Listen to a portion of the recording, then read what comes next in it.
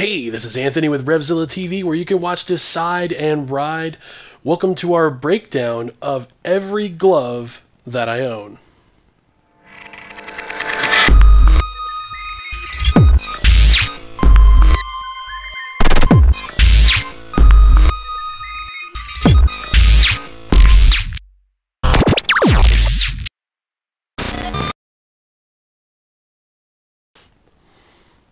Hey guys, obviously this is not Revzilla TV, nor am I Anthony. This is Flashwing. Welcome to another gear review. I'm doing a little bit, again, something a little bit different for you guys. As you're well aware, for those of you who have been with my channel for a long time know this. If you're new to my channel, you may not be aware that I am a giant gear whore. Gloves, in particular, are probably one of the bigger obsessions, I guess you could say, that I have. I have been on the quest for a perfect glove for myself, and as you can see, it has led me through a lot of different places. I'm also obviously a giant Dynaeezy fan. I like their styling and I like their quality, but I've got a few other items here that I wanted to show you today. The purpose of this video is not to go too in-depth with every single glove. There is a lot of real in-depth information that you can find about almost all of these gloves elsewhere. I simply wanted to point out some of the differences between the gloves, and maybe give you kind of a quick rapid shot review of different stuff in case some of these are ones that you're interested in. But most importantly, I wanted to talk to you about what I like and don't like about each glove, because my search continues for the perfect glove, but you do have some really good stuff here, and as such, let's go ahead and get started. So before I get started, probably one of the reasons why gloves are one of the most important things in my lineup of gear that I have is because in a crash, your hands tend to be the thing that goes down first, and as a result, if you don't have adequate protection on your hands, you can do a lot of damage. You can break fingers, you can get nasty road rash. You know, your hands are very, very important, and I definitely want to make sure that I do everything I can to protect mine, and I would encourage you to do the same. Some of the anatomy of gloves that I look for, and I'll use the Full Metal RS as a good example. Some of the anatomy of gloves that I've looked for in particular, one of the things is palm protection, because you tend to put your hands down in the case of trying to brace a fall. So I wanted to make sure that I had something that had good palm protection, and I've really gravitated toward gloves that have solid components for sliders, plastic or plastic composite sliders, something that can take a good amount of pounding on the street and not break through the glove. Not all gloves will have hard parts, which is not necessarily a bad thing, but one of the things to look for in gloves I've been very, very specific with is good palm protection. The other thing, too, is I've really come to understand the importance of protection on your pinky finger, because your hand will sometimes go down, and with your pinky being the first finger to hit, and being that it's one of your shortest and the most vulnerable, it has the most amount of chance to contort and also break. And so gloves that offer significant reinforcement along the pinky is something else that I look for. Almost all of your gloves are going to provide good knuckle protection. Really, that's more or less like from dragging across the road. You also want to make sure that you're protected as well as possible if you have the bike fall and pin your hand on something. So that's a pretty standard item. And finding protection along all the areas of your fingers that have bone exposed, where there's no muscle to protect, that's also important. So just a few pointers that I personally look for in gloves. There may be features that you guys are interested in, but that's the stuff that I look for specifically. In the upper left, I have kind of set aside, these are the Pursuit perforated gloves from Icon. And I bought these when I had my Cruiser, which was my very first bike. And there isn't too much to say about these gloves. They're very simple. I mean, they are made of this is real leather. They do have a lot of basic protections, and I think they retail for about $75 now. I think I may have gotten them for $50, but the newer versions are a little nicer. These are a couple years old. So some of the things just to note, They are heavily perforated. I bought them because I wanted a glove that breathes well because of the summertime in Arizona.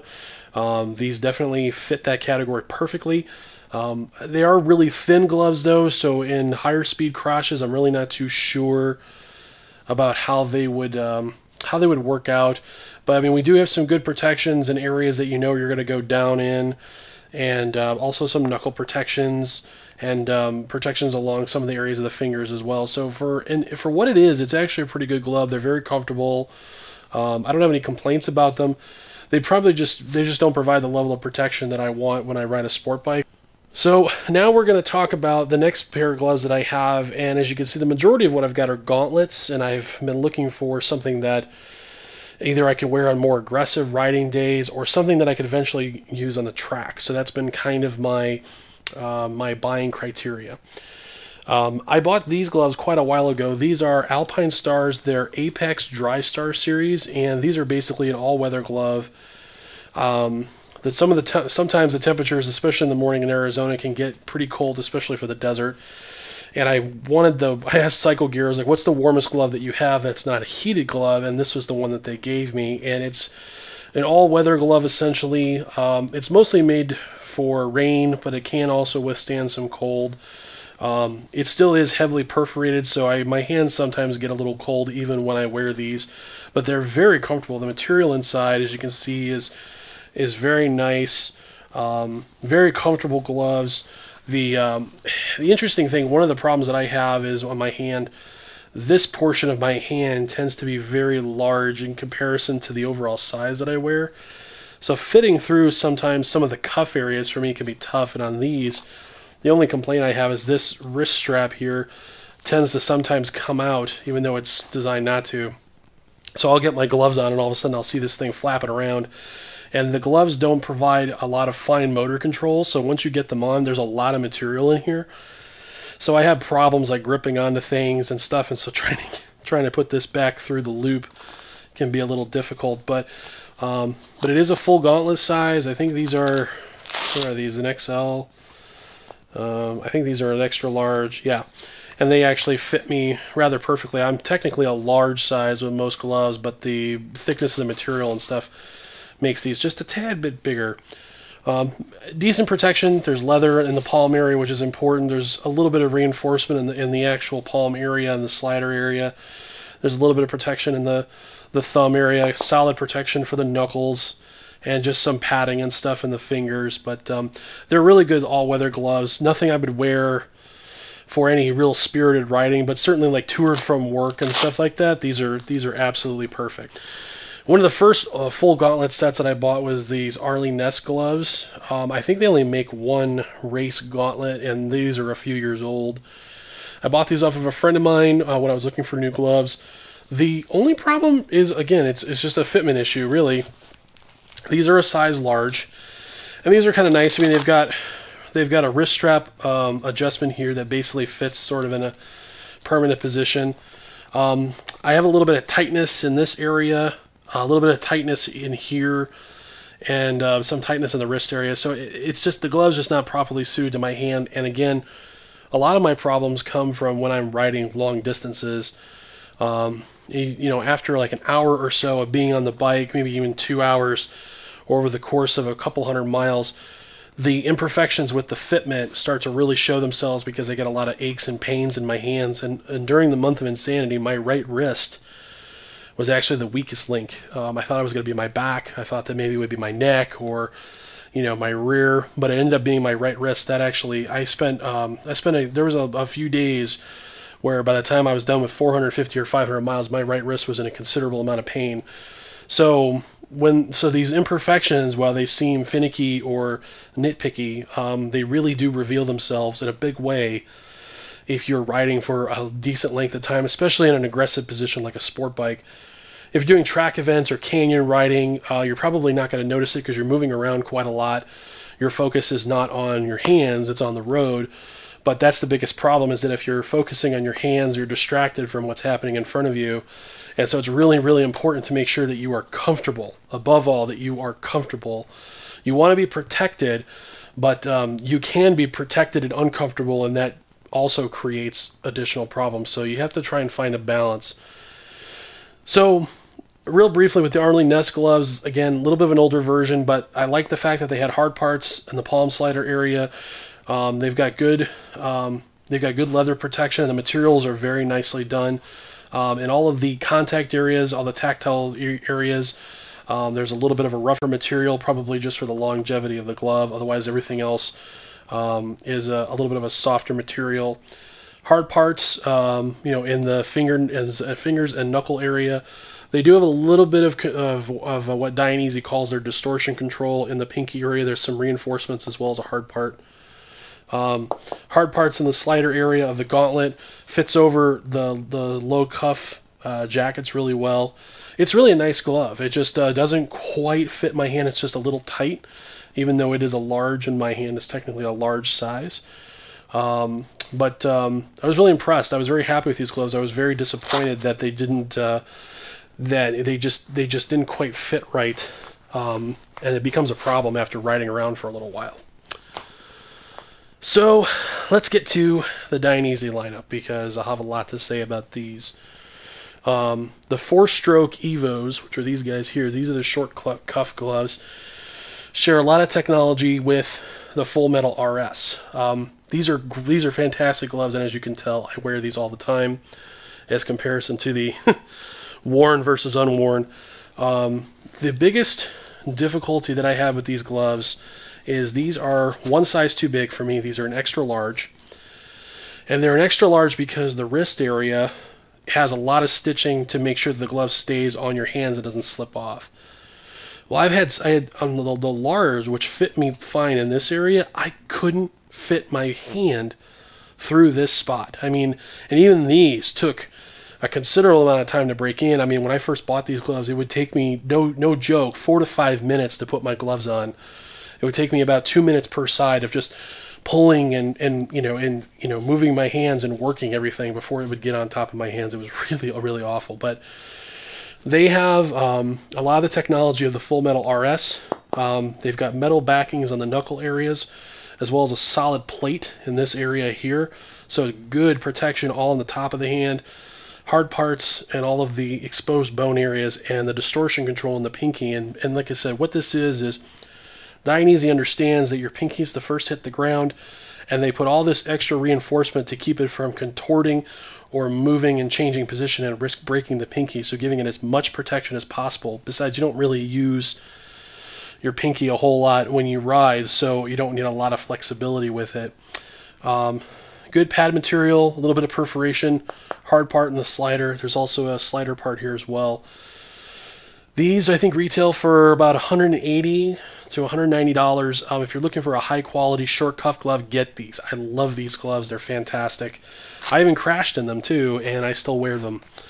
So I can't say enough about the 4-stroke Evos. They are fantastic. Then let's talk next about the Druids. These are the Dynaeezy Druids. And these are essentially a gauntlet glove that you can use if you want most of the technology of the Full Metal RS, but you don't want to pay the price tag. So what it does have, still have a hard part in the slider, has what Revzilla affectionately calls the Rossi tickler, and which is just basically like a control pad. And it has a little bit of distortion control here in the finger and the pinky area, the usual protection along the bone and the knuckle areas, and good reinforcement in the wrist. Instead of a hard part on the Full Metal RS, it has padding back here, but it is a great glove. These gloves, the only thing that's wrong with these gloves actually is the same thing that's wrong with the Full Metal RSs. Something about this control pad, about where it's stitched, especially in the top, it falls right in line with this portion of my hand, and it digs into my fingers when I'm in the riding position. After about 45 minutes to an hour, I get a dull pain, and I thought for a while that it was just sort of in my head. But after, especially during the month of insanity, where I was wearing the Full Metal RSs quite a lot, I started developing some pretty serious calluses right here. So I knew that there was something about the stitching that just didn't quite agree with the size of my hand, and I was having that problem with the Druids. Also, the Druids are one size too big for me. I got these in an XL because I thought I was going to have the same problems that I had with the 4-stroke Evo of fitting through the wrist. I didn't realize that these were going to come with wrist adjustment and a lot a lot looser cuff. So I don't wear these very much anymore because they're just not the right size for me, but they are great gloves. I think these retail for about $200. Carbon fiber backing as opposed to metal. They're great lookers. They're very comfortable as well. So if you're looking for something like this with the full metal RS, but you don't want to spend the money, the Druids are a great alternative. Which brings me to the full metal RS. I love these gloves. They are pretty much the top of the line of what Dynaeezy produces. So, again, talking about some of the parts, the top is these are titanium pieces, full metal backing, you know, full Kevlar stitching, full distortion control in the pinky, good protection in the knuckle areas, good protection in the thumb area, solid palm slider, a secondary slider here as well as the Rossi tickler. I have the same exact problem with these gloves that I do with the Druids. After wearing them for about an hour to an hour and a half, I start getting a dull pain in this area, and so unfortunately I don't wear these quite as often as I would like to. Additional hard parts in the gauntlet area. They fit over the low slung. They fit over the low cut jackets. Fantastic gloves. Well worth the money if you want to spend it. I have no doubt that I would have these gloves for years. You could probably crash in them a few times and be okay. Which brings me to the final glove here, which is, these are the newest ones that I got. These are the Heroic SPR Pros. I wanted to get something from Heroic because I've noticed them being mentioned on a lot of different places. For any of you who watch Marcel Ernie, who's a Canadian superbike racer, he wears full Heroic gear, and so I started doing a lot of reading and found that Heroic is actually being heavily utilized within the AMA, and all of the gear has lots of thought behind it and a lot of crash data.